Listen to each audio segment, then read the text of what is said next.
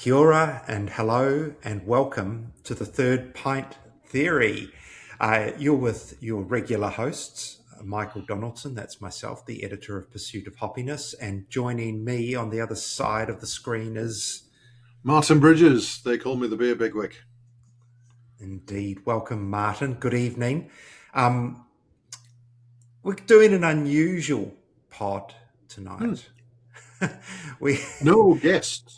Yeah, So no guests. if you listen to these podcasts for the interesting interviews that we do, I'm sorry, it's just me and Michael tonight. And my dog down here, but I don't think she's going to contribute all that much. Luna, isn't it? Yep. Is that her name? Yeah. But what we're going to do is a fresh hop tasting. So we've picked 3 beers each. We may not finish all 3 in the course of the discussion, but we'll see how we go. And we're also going to talk about some of our other favourites that we've had along the way. And maybe it'll help you in your decision making. I hope. There's still plenty of fresh hop beers to come. I did order, Martin, a box from Beer Jerk, and the email arrived the other day and said it's coming soon, and because they were just waiting to fill it up. So the beers are still being produced. Not all of them are out there yet. I know Boneface are promising another one, a third one. Yeah. So there are more to come, but there's been plenty already. And absolutely. Overall, Martin, what's your vibe on the quality, what people have been doing so far? Because you judged the fresh hop competition. So I did. That was really helpful. So yeah, I judged at the Behemoth fresh hop competition, which they had a couple of weeks ago, 2, 3 weeks ago. And that had 28 beers there. And there have been, well, at the time, that was not everything that was available. No. And since then, there's a bunch come out, and as you say, there are still some to come. So I think this year feels like even more than in previous years. But what I would say is, I think this is the best year we've had in terms of quality. I think. And it was really good to be able to do that judging, because you don't often get to go through back to back a number of beers. And our table did about 10, I think, back to back, and with a kind of a judging head on. Actually thinking, not knowing who the brewery was, not knowing what the beer was. Is this a good beer? And the quality. I thought was really good. We only had one that I thought was like, this has some issues, and there were some real standouts. So I think in general, quality has been right up there. Yeah, I agree with you, but I will say that I think it's a little bugbear of mine, and that a lot of people demand or seem to want, and they use the word dank, possibly overused. There is a whole podcast on dank, I think, and what it means. I've been reading a bit about it actually, and where it comes from. Of course, there's the cannabis reference and what have you, but I think dank is not necessarily a fresh hop characteristic. And to expect lots of it in a fresh hop beer is, I think, sometimes misguided, because it comes from, there's so many ways it's created, not least of all, the actual fermentation process and whether CO2 strips away some of those volatile compounds that might contribute to it.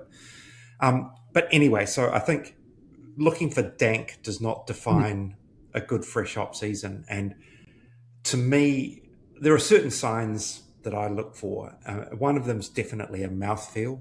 I think it needs to have a tackiness almost, just with those extra oils and tannins and polyphenols that come through from that grassy material, and a little bit, I say it's that, top of your palate, Yeah. your tongue sticking there a little bit. Um, Obviously, you want aroma, and you want, I guess it comes with mouthfeel, but that resinous quality. But I think you don't necessarily want to be slapped around too much. And this is an interesting thing. Is it because it's once a year, it should be done OTT? Yeah. Or because you're still making quality beer, it should be nice and balanced? And it's a really interesting. I think it is a really interesting challenge, and I know exactly what you mean because some of the time when we were doing that judging it's like it's a really good beer, but is it a fresh hop beer? Mhm. And what are you looking for at that point? And Yeah, sometimes I agree that some people are like, oh, it's not dank enough, and sometimes they're looking for, like, I think, kind of tannins and chlorophyll type stuff. So stuff I don't think is actually all that pleasant. no, And they're saying like, oh yeah, I got this real. I could really taste the greenness of the hops. It's like, well, yes, maybe you can, but I'm not entirely certain that that's a thing you should be looking for. It's like, is it a nice beer? yes, yeah. But you want a little bit Yeah. of, I think, organic's another overused word, but something that feels like it's come directly from nature. It's grassy is a word that you could use, but it's like, yeah, there's a it's a kind of a visceral nature to it.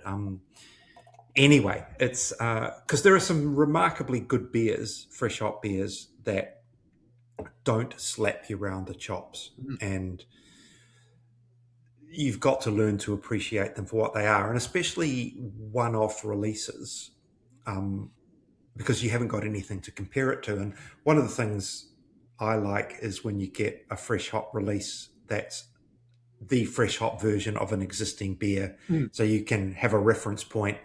This is what it normally tastes like. This is the fresh hop version.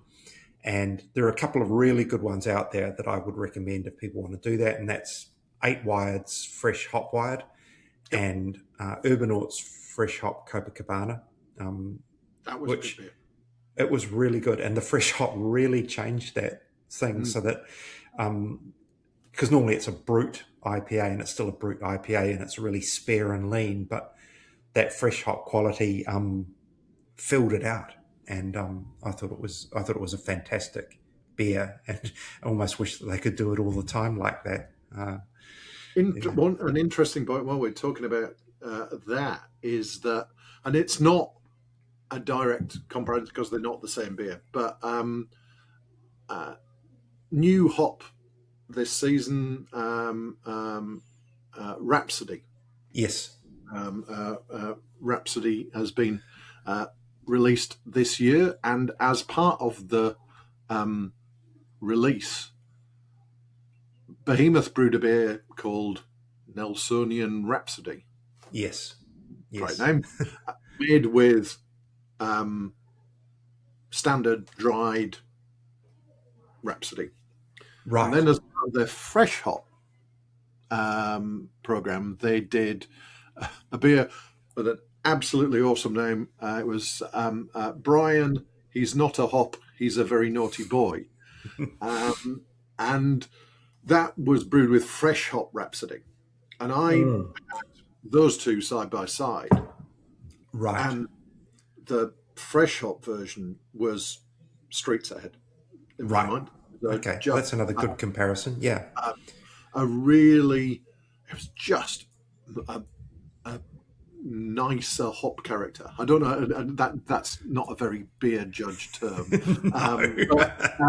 It was brighter, it was cleaner, which was interesting given that it's a fresh hop. Normally people are talking about dank and green, whatever. This to me was a brighter, cleaner, fresher hop character. Okay. Yeah. Yeah. um, Interesting. and that was Yeah. a really really good beer. Mm. I've got, it's not the one I'm on at the moment, but later on I have got one done with Rhapsody. So we'll talk about that a little bit more later on. That's from Clayton Hops. Let's talk about our first beer. I'll go Mm. first because I've got this beautiful green can for those watching, ParrotDog Fresh Hop Pilsner. Um, I bought this and then I was lucky enough to get sent one. And if I hadn't been sent another one, I would have gone out and bought it for this because um, I'm really liking the Pilsners this year, Martin. I think there's a handful of them that have been outstanding. I think Hop Federation's Fresh Hop Pilsner, Mm. um, quite interesting. They amped up the ABV from last year from 5 to 5.6. They had new hop farm to get it from since they're no longer part of the Conno family, so they didn't use the Mm. Conno hops. And they had a new brewery to brew it on at DNA. And so this is the same with Green Limousine as well. So there was a lot going on for them. And they absolutely nailed it. Like that hop fed fresh hop pilsner, Taiheki and Motueka. It's just a real lemon lime delight. It's really good. Also, Sawmill's fresh hop pilsner I thought was excellent. But this one, the Parrot Dog one with Riwaka, to me, it's just fresh is a really good description, but it's got a sort of a stalky. I don't know if you sort of broke a green stalk.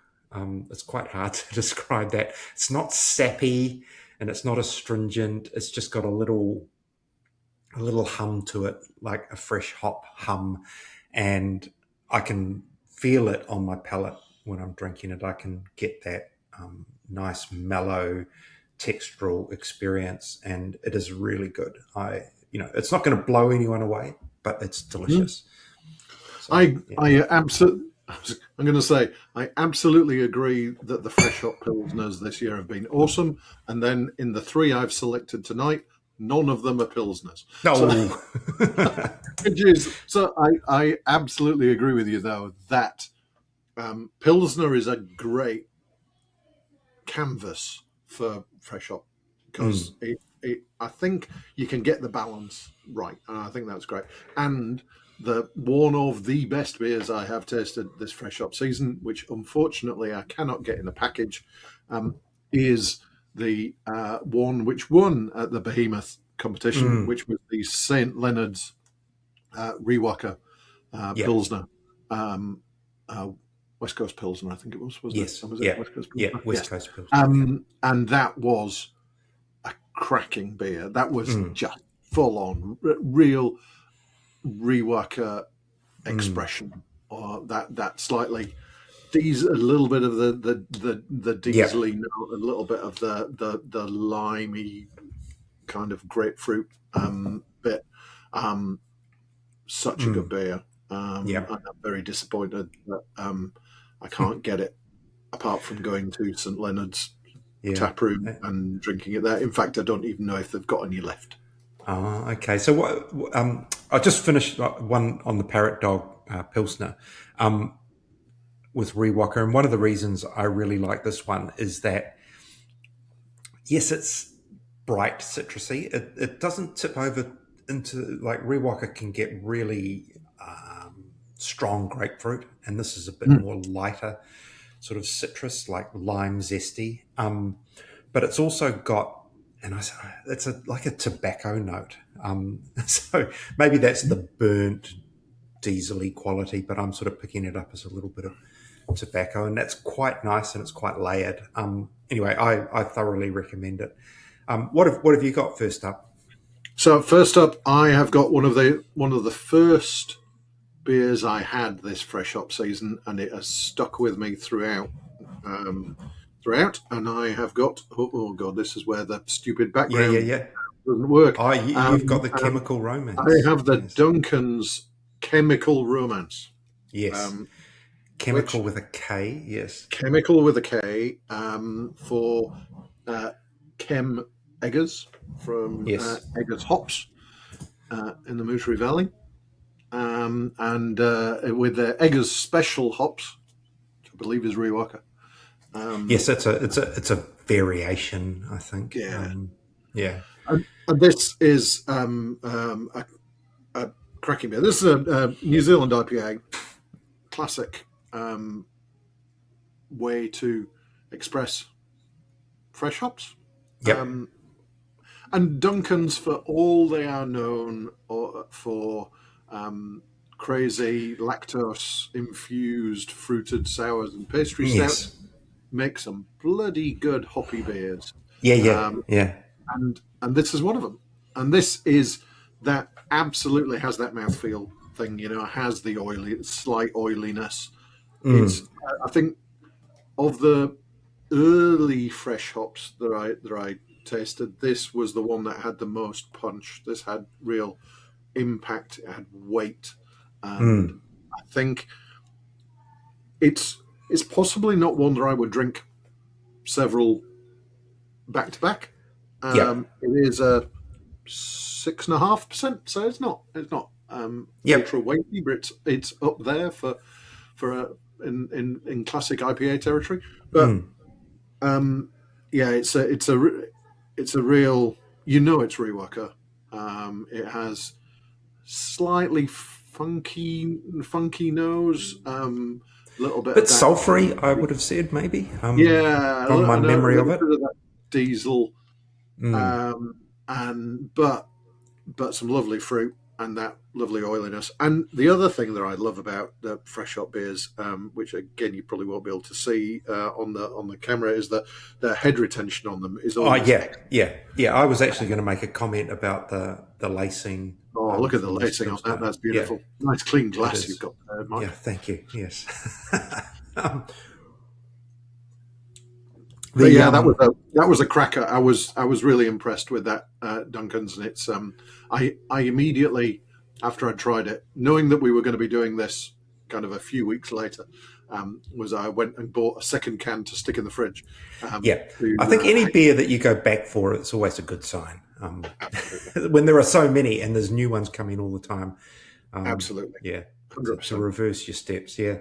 On the New Zealand IPA style, for want of a better catch-all, there were a couple of others that would fit in that bill that I've had that I thought were absolutely outstanding. Um, One of them is Mount Brewing's Waimea Bay. Um, Very unusual. It's a hazy and hopped with Waimea hops, which I was talking to Pavel from Mount Brewing on another subject, but we got round to talking about this beer because I found it so intense. I think it took me the best part of 45 minutes to drink it. It was just full on. And he told me that he's always loved Waimea hops because when he was home brewing in Poland and 17 years ago, he said, one of the few hops that you could get outside of European hops was Waimea. Yeah. And so he used it a lot in his home brewing, so he's always loved it. Um, it's a super high alpha acid hop. So Mm. there's a risk that when you're going to go fresh hop with it, you're just going to go ballistic on the bitterness. So kind of congratulations to them that they managed to restrain it. But it is such a sensory experience, and I highly recommend it. Yeah, Yeah, it I did just very well. I think it came top three in the yes, it in did. Yes, competition, and yep, but I absolutely agree. yeah, It's a sipper. yeah, yeah. Um, Look, and the other one in that category, in a different context, different intensity, is Batch Brewing's Sticky Buds. It's the third year they've done it, so it's called Sticky Buds 3. Um, it's fresh hop nectaron, but it's also made with a bunch of other T90 pellets, but they are fresh T90s. So they are from this Right. year's harvest. So I'm pretty sure it's all the regular usual suspects. There's Riwaka, Nelson Sauvin, Motueka, um, maybe one other, but with fresh nectar on top. And it is just for people who like the juice, who want something that is pineapple juice mixed with orange juice. Go there, buy it, enjoy it, because it is so just tropical fruit bowl sweet. Yeah, so I highly recommend that one as well. Very good. Oh, well, we were going on to the second one, but I'm Oh well, going. I am. I am. I'm not finishing these cans. I'm No, like, no, no, no, no, no, no. Absolutely, I'm lining them up here. So yeah. I will go to mine. I just cracked one to let it breathe. So yeah, look, I've gone next up. I've gone local. So I've gone with Three Sisters and Wayward Sun, which is a fresh hop New Zealand pale ale, and you know, I love the simplicity of the blurb on the back. It's very short, but what it says is, Wayward hops are a new Taranaki hop grower. We got some great Nelson Sauvin for this pale ale. Enjoy. So, Great to see kind of those local non yeah, Nelson yeah, area hops yeah, coming through. I think Shining Peak yes. also used Yeah, some they've done a Taranaki couple. hops. Yeah, local. Yeah. So Wayward, there's Wayward and another one, Quarter Acre hops, um, and they've been, I guess, given a leg up from Venture Taranaki to explore hop growing in the region to see if it'll work. Um, and yeah, Wayward hops seem to be the bigger farm. I think both local breweries use them. I know Three Sisters have used some Quarter Acre hops in the past. Um, it's an interesting, because I wouldn't have thought the climate was right. It gets very windy here, but I think if they're in a sheltered spot, a bit of breeze doesn't hurt. It keeps pests away and stops powdery mildew or something like that. But it gets cold enough in winter and hot enough in summer, and lots of sunshine hours. So it could turn into a hop growing region. So yeah, I'm going to stick my nose. This I haven't tasted this yet, so I'm going to stick my nose in this Oh, Nelson Sauvin Taranaki growing beer, and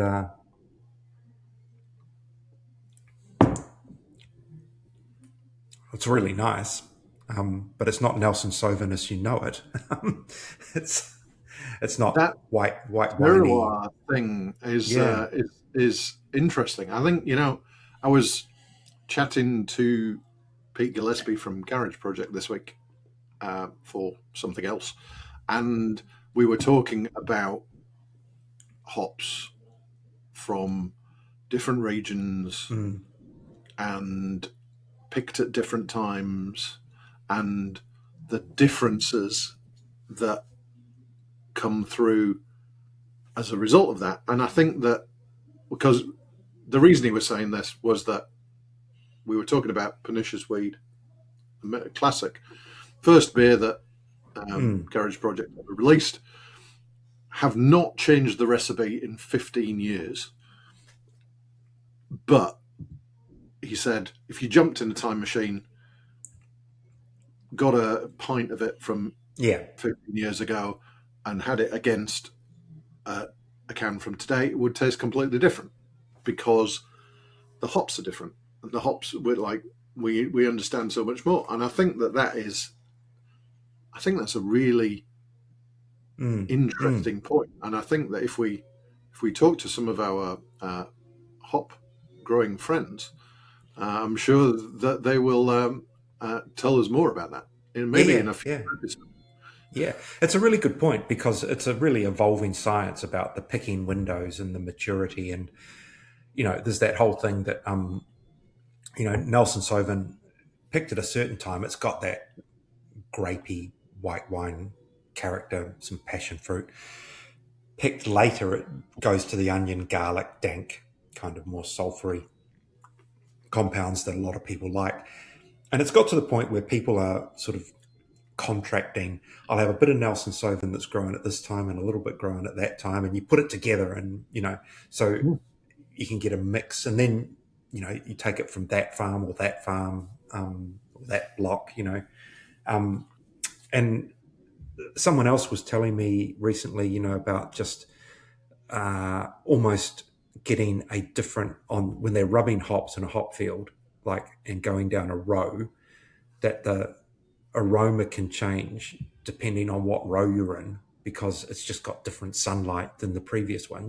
So it can get really subtle and very complex trying to pick, what you want. So yeah. I think it's right, because now it must be so much more complex for brewers in terms of, before it's like, we make this beer, it's got Nelson Sauvin and it's got Riwaka in it. So I'm making this beer, I'll go to the cool store and I'll pick out some Nelson and some. Actually, no, I want the late picked Nelson in this one, so I've got to go to that bit of the shelf, not that bit of the shelf, because I've got two lots of Nelson from different farms, maybe from different picking windows, and so on. So it does give you the ability to tweak the flavour profile of your beer, but it certainly makes it a lot more complex in terms of your stock management. Yeah. Look, I will, before we go on to what you've got in front of you, I will say with this this Nelson Sauvin, or this beer, it's got a very prickly, lively kind of mouthfeel. Like the first 2 or 3 sips, it was just like pinging away inside there, and that's really another nice quality I kind of like in fresh hop. But it's definitely more, it's like sweet lemon, this one, which is just a slightly different characteristic. It's only a pale ale, which is also a very unusual style to put fresh hop into. It's usually either an IPA or a Pilsner or a hazy, but a pale ale's a bold choice. So yeah. Just before we talk about what I'm drinking, we'll call back to what you were saying earlier in terms of sometimes you don't get smacked in the face with hops, and also talking about what you were saying there in terms of unusual styles. One of the ones that stood out for me was the Hallertau fresh hop, which was a Belgian Golden Strong. That was delicious. Yeah, it was a delicious beer. It also did fairly well, I think, in the Behemoth judging. So it was not, by any stretch of the imagination, dank or green or whatever. It was a subtle expression of hops. Because think Duvel. You don't generally think of Duvel as a hoppy beer. Although they do Duvel variants with extra hops and whatever, but it was a really well made Belgian Golden Strong, and it had a really fresh hop character to it. Not fresh hop, fresh hop character. See what I mean? Yes. So I really enjoyed it, and again, brave choice going with something that is not a classic hop forward beer. Hallertau have been a bit off the wall in their fresh hops in recent years. I'm pretty sure they did a black IPA one year and maybe an ESB another year. So they are not followers of fashion. I have a sneaky suspicion that one of the reasons they did that was you don't need quite so many fresh hops to go in a Belgian Golden Strong. They're growing that. And because that's the thing, they grew them. So I suspect that may have had an impact. So in terms of what am I drinking now? So I've gone to the haze side. I've got here the Behemoth Cheech and Chong. Yes, bit of a classic, that one. So yeah, I remember the days when there were two. There was Cheech and there was Chong, and there were two separate fresh hop beers. But Oh, okay. now Yeah. for the last few years they've been it's been one beer. The artwork is awesome, as is often the case with Behemoth beers. This I think came across my table at the Behemoth judging, and was my beer of the day of the ones that we Yeah. judged. This to me, it's I'm not the world's biggest hazy beer fan, so it takes a lot Yes. Yes. for a hazy to impress me. But this did impress me because there's just the integration of the flavors, the way that the thickness of the mouthfeel from the hazy works with the oiliness of the fresh hop, but there is enough bitterness in there to sort of just undercut the sweetness and keep it balanced. I thought that I thought the color of it was great. Sometimes the hazies can be that sort of weird Yeah. orange color. This is kind of on the paler side. It is it's Riwaka and Nelson Southern and from Clayton Hops again, and it is just brings those two things together. Just that kind of tropical element of Nelson, the kind of with a little bit of the gooseberry, gooseberry, and then on the back end, just that little kind of whiff of diesel and lime zest from the Rewalker. I think it smells great. I think that sometimes hazies, in terms of fresh hops, kind of subdue the aroma a bit. Yep.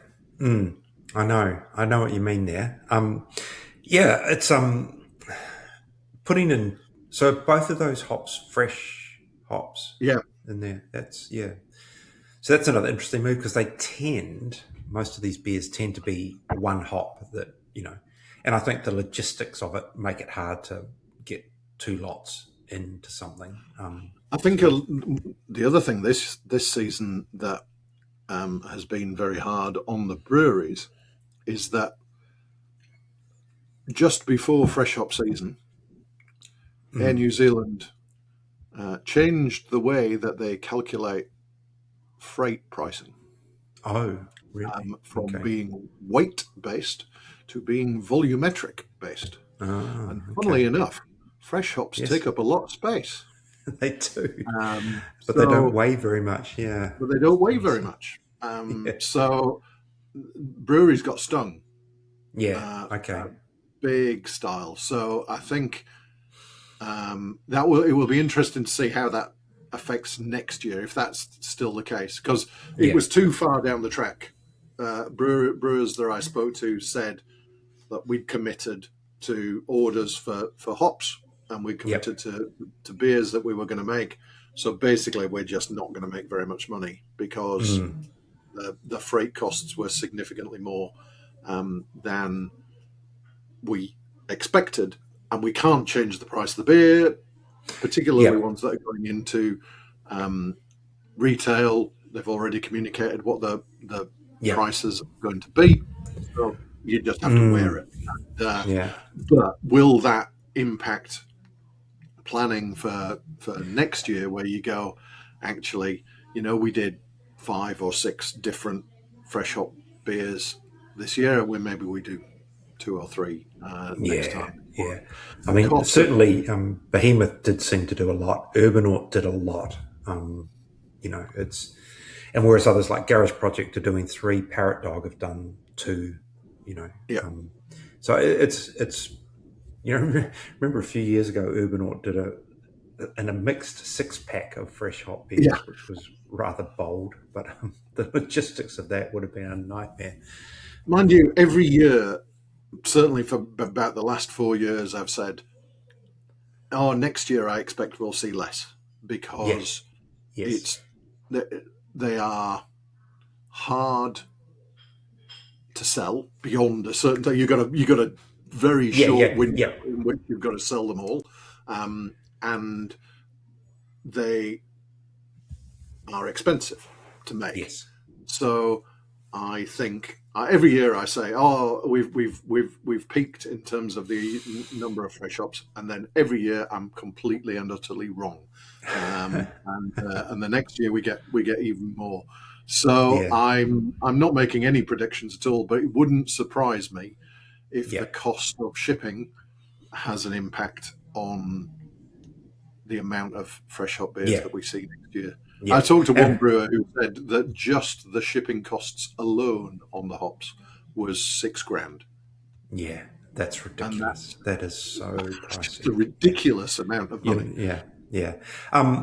And I think for people, if you're listening, if you don't understand that these hops have to move very quickly from being picked, they often get now stored cold until they're ready to be shipped. But you sort of can't faff around with them and put them on the road in a big truck from Nelson to Auckland or wherever. They have to go by air if you're going to use them in the right time frame to get the best out of them. So it is an expense that, once you've committed to that, you can't get around it. And you don't have any options in terms of who's going to do it, because they're coming from Nelson mainly, and the only people who are flying out of Nelson are Air New Zealand. So you are beholden to what Air New Zealand are going to charge you. Yeah, exactly.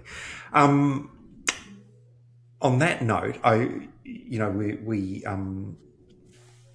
we did have. I remember ParrotDog chartered a plane once, and a few others have done that. And I just wonder if maybe there's a market for a group of brewers to rent their own private jet, so to speak, to whiz around the country picking up and dropping off. Because if you had a collective of people who did it, maybe you could make it work. I don't know. It's strip all the seats out, just fill the plane with hops. Yeah. I will say, just finishing up on that, the Three Sisters Wayward Son, it's left a really very dry, tacky feeling on my palate, which is another, and a lingering bitterness, which is another good fresh hop sign, that not so much that you feel like you were, the worst examples are when you think, you've been chewing grass and you do not want that. And we have seen those kind of things in the past. There have been some notorious fresh hop beers that are like mouthfuls of grass, and for one, they shall remain unmentioned. We shall not talk about some of them. Are. Yes, I have a beer which has my legendary tasting note of looks like soup, tastes like arse. Oh, very good. Hey, moving right along, because there's no pause for thought here. So my last selection of the night, as I mentioned, Rhapsody earlier from. So the first up, give credit where it's due. ParrotDog Fresh Hop Pilsner, Riwaka from New Zealand hops, the Taranaki hops, and now we've got the third supplier, if you like, which is Clayton Hops with their new Rhapsody. And this McLeod's have put into a cold IPA called Harvest, with quite a nice little picture of a tractor amongst the hop bines. So, new brewer, new hop. So, room for things to go wrong. But they have not missed a beat on this one. This is just so intense. Like, there is just aroma just bursting out of the glass. Like, it is full on. Like, this is definitely dank. Like, this is where dank works, right? Yeah. So it's a smell of, tobacco's a really good, tobacco leaf. There's a sweet grapefruit zest and grapefruit juice kind of note underneath, and then it's got some brighter top notes. It's really really good. The aroma is just delicious, and for a new hop, yeah, it looks like it's doing the business. And great style to put it in cold IPA because it's a bit like a Pilsner, kind of restrained canvas to let the hop play. And I mean, super fruity on the palate. So there's a sweetness that's not on the nose that comes across on the palate, and it's just like washing your mouth with wine gums or something, So it's I had it. yeah. I had a can of it last night, and I absolutely agree. It's a great beer. I was I was chatting to Jeff from McLeod's the other day, and he said that he'd got kind of personally addicted to the harvest over the last week or so. It's his favorite beer that they're making at the moment, and Yeah. I agree. It absolutely has that. It's definitely oily. It definitely has the dankness. But it is such a good beer, and I think absolutely if that's what Rhapsody can do, where Clayton hops are onto a winner there. Is that their first new release? Yes. New variety. Yeah, I think so. Yeah, Freestyle have done a couple. I think they do Peacherine and another one. But yeah, so in conjunction with Plant and Food, or what used to be called Plant and Food, now I'll never get this right. Bioeconomy Science Institute. Oh, well done. Yeah, yeah. So they do the hop. They have been the traditional hop breeders in New Zealand. They worked with New Zealand hops for many years, but with the sort of fragmenting of the industry, Plant and Food work for whoever want them to work with them. So, so this is one of many hops in their arsenal, so to speak, and Clayton's have chosen to go with this one as a. I did talk to Ron Beatson about this, and he told me some of the ancestry, but this was one of his that he bred during his time at what was Plant and Food. So it's been in existence for a while, but it hasn't gone through all the necessary trials and the planting out and to see if it would work on a commercial level until Clayton's gave it a go, and yep, they'll be very happy with it, I think. So. Yeah, I think good old Dr. Ron Beatson, the legend of the New Zealand hop industry, without whom I doubt we would have a hop industry such as we do. Yeah. Yes. No, correct. There. The fact that Russian River Brewing. Yeah, you took the words out of my mouth. Yeah. In the States, one of the greatest hop focused brewers in the world. Everybody talks about Pliny the Elder and Blind Pig and all that sort of thing. They brew a beer named after Ron. Yes, which absolutely. Is like how that. No wonder he retired, because at that point, it's like, what else do you do? You've made it. I have been told, and we're getting off the topic here, but we're talking hops. But I have been told that on times when Ron, he is now retired, but he's still an ambassador, if you like, for New Zealand hops, and so he frequently goes to America to kind of showcase New Zealand hops. But I was told a story, I can't remember where he was, whether it was in a bar or at an event, but he was accosted by a group of hop heads who recognized him and asked him for his autograph. So, this is a 70-something-year-old New Zealand scientist. He's not a sports star or a celebrity. Plant researcher. Yeah, plant researcher. So, kids, study science. You too Yeah. could be accosted for your autograph in a random place in the US at Yes. some point in the Yeah. future, just because you grew some hops. Yes. So yeah, cheers to Ron for Cheers Rhapsody. to Ron. Yeah. Yeah. Legend. Anyway, Yes. Yeah. talking of legends, I've gone with, look at this. It's a beer in a bottle. Oh my That God, means, Brave that pretty much Brewing. means that it can only have come from one place, and that's Brave Brewing, our good friends of the show in Hastings, and this is their Helping Hands, which is Yes. another IPA. After me waxing lyrical about Pilsners, Pilsners. Yes. I've gone with Yeah. three IPAs. And this, oh, this is a beer. This is, I saved the most intense till last because I did not want to destroy myself before I got to this one. Yeah. This is a big beer.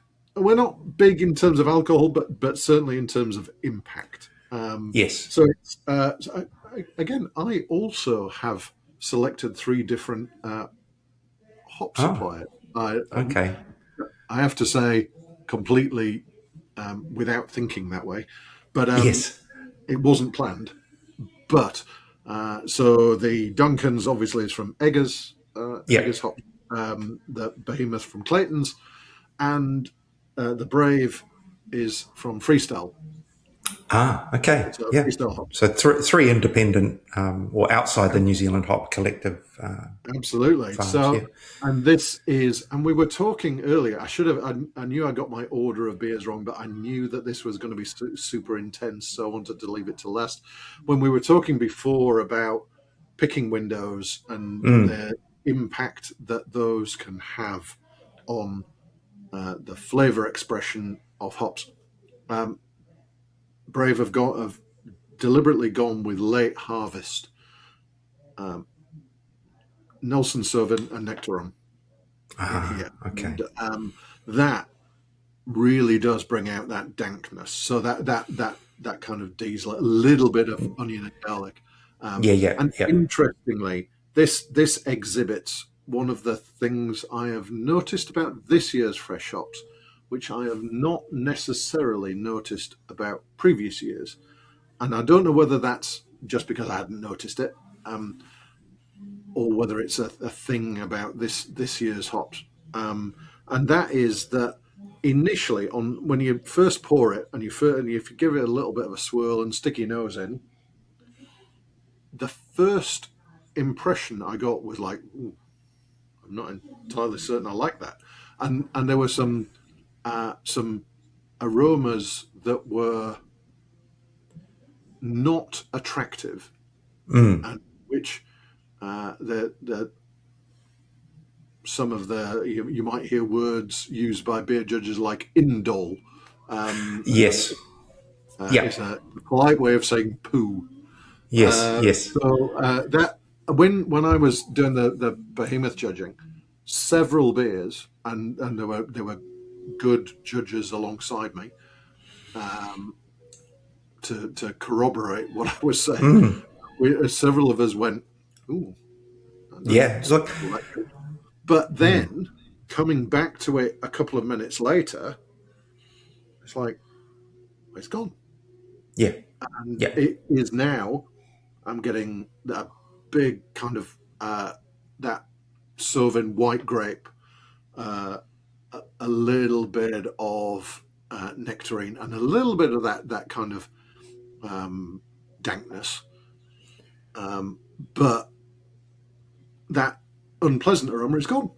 So I don't know whether Yeah. it's just something about this year's hops that Look, it definitely blows off. it's. I have had that experience as well. I will quite noticeably in another Nectaron hopped beer that ParrotDog did a hazy with Nectaron, and it's delicious. Like no doubt about it. It was one I had at a local fresh hop festival. But before I had it, someone else had it, and they just said, "Smell this." and it was just like, whoa, that's just a bit off-putting. But then you can't, and I said, but what does it taste like? And it's like, oh, it's delicious, So I went and ordered mine, and yeah, same thing, little bit on the, and I think it's a volatile compound, sulfur based, and that it blows off with the release of the carbon dioxide, I think, and yeah, gone. And But not really a interesting that was not. This is not the only beer I've noticed that in. It has been across several. Obviously, when I was judging, I've no idea what the beers were, so I don't know if they had yes, nectar on yeah, it. yeah. So I couldn't tell you whether that it's a link to Nectaron, but whatever it is, it was something that was quite prevalent, and it wasn't just poo. There were some other slightly unpleasant aromas in there, but they, again, as you say, volatile, blew Yeah. away, and then this, I have to say, is it's a full on flavor explosion. It's always they've done it for a few years now. That Helping Hands, maybe 3 years. I could be wrong, but yeah, it's always a highlight. And I know that I've got one coming, I think, as part of an order. I'll tell you another one just to wrap up. Another one that I have had that is about to find its way into package. It's out in keg, maybe. Was Element Brewing did a black IPA. I had this at the little fresh hop event at Mike's here in New Plymouth, and it was really good. Really good. Black IPA is great. And this has just got all the. If you like that style of beer, go and hunt out the Element Black IPA. I can't remember what it was hopped with. If you pushed me, I'd say Nelson Sauvin, but I honestly can't remember because I didn't have notes in front of me, no can to reference. Yeah. If I see it, I will try it because I love a black IPA. I love what Jason does at Element, and so the combination of those and fresh hops, yeah, should be high on my list. In terms of other kind of highly commended ones that were on my shortlist for this evening, the Epic Fire Horse. Yes. Another IPA. But the thing I loved about that beer was it is a really well-made fresh hop beer, but it just absolutely is an epic beer. It has that epic house character, that a really well-made, really super drinkable IPA. Luke and the team at Steam absolutely know how to make a good IPA, and they've done it again. So I that was high on my list. Also, the I've only tried one of the Garage Project 3. So Garage Project released one, and then a couple more have followed along. The One Day in March, which is the hazy IPA, which I believe is Nelson Sauvin. I think sometimes it's a couple of hops in that one, but yeah, it's a reliable. It's a really good beer. It kind of rivals. It's up there with the Behemoth Cheech and Chong to me in terms of a really well made. Fresh hop. I think in the past it's definitely had two hops, and one of them I can remember Southern Cross being one of them. Garage Project are big users of Southern Cross, I think. In terms of unusual hops, and probably not that widely available, but Marta Brewing from Whakatane did a fresh hop with New Zealand Cascade. I don't know where it was from, and I can't remember the style. I think it was an IPA. But that was just a really nice experience. Like New Zealand Cascade is not a hop you see a lot of, so that was great. And Beer Baroness Witch's Brew, I think it's called, and it was a Riwaka hopped Pilsner, but with Bold River hops from North Canterbury. So I just like tasting all these different regions and how they present. So that was definitely a different experience with the North Canterbury variant. So I think yeah, that's one of the things which makes this time of year so awesome for me as a beer drinker in New Zealand. I think nobody else in the world makes such a fuss of fresh hop. no, no. The Maybe in the UK, Pacific Northwest of America, there might, Oregon, I think, but it's yeah, but maybe they do. I think they have some. There'll be some festivals, and some breweries might do one. yeah. But But yeah, no, I think you're right that down here we're way over the top about it. and I think that is because of the proximity. It Yes. is possible to get hops from the fields into the beer within a day by paying a large amount of money to Air New Zealand to do so. Mm. But you can do that, and then you can get them out around the country very quickly, and you can sell them very quickly, and so on. So I think I absolutely love that we have this time of year. I call it craft beer Christmas. It's there are so many things, and I'm finding it very hard to drink anything other than fresh hop beers at the Oh yeah, moment. yeah, Um, absolutely. Yeah. but I think it's that you get to try. Oh, what's the difference between Canterbury grown Mm. Nelson Sauvin versus um, Nelson Lakes grown Yeah. Sauvin, or what are the differences between farms? What are the differences in different styles? Mm. What are the differences that different breweries can make with the same hops? There's just if you have any kind of curiosity about what hops do to a beer and what Mm. hops are, this is the time of year to be drinking them. Yeah, and I totally agree with you that the ability in New Zealand to get these fresh hops everywhere in the country is really good because in America it's not possible that you're not getting fresh hops from Oregon to Florida, for instance, in the same fashion. And even in the UK, with its smaller geographical footprint, it's still not happening there to the same extent it happens here. The same with Australia. It's just small region compared to the size of the country. So Yeah, and I yeah, and think I they think do yeah, them, but it's not the all-consuming. There are. I would love to count. I would love a count of how many yeah, fresh hop beers yeah, there have been.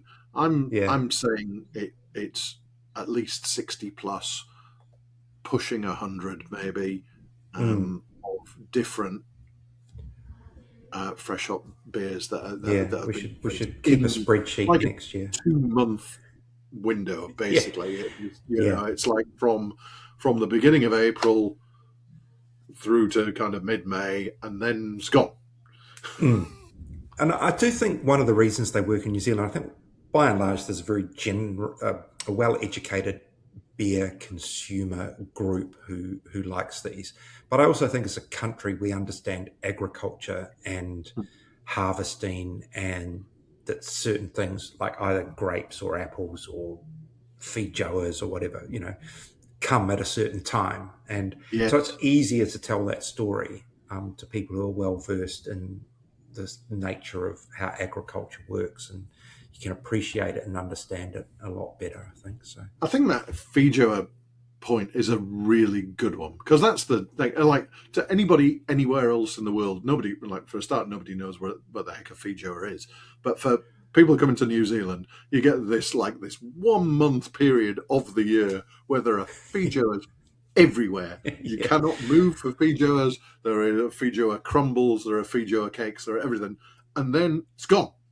yeah, and that's it. Yeah, yeah, Never, and not to be seen for another year. yeah, because no one cans them or freezes them or bottles them or whatever. That's it. Yeah, you just use them or lose them. Yeah, canned Fijos. They're probably. I don't know. Would you? But would you? No, surely nobody would do that. But I think that's I think that is a really good point. It is that we embrace seasonality. We are absolutely fine that you can get these things now and for the next few weeks, and then they'll be gone, and that's okay. It doesn't matter that you embrace the rarity. You love it while it's here, and then look forward to it coming back next year.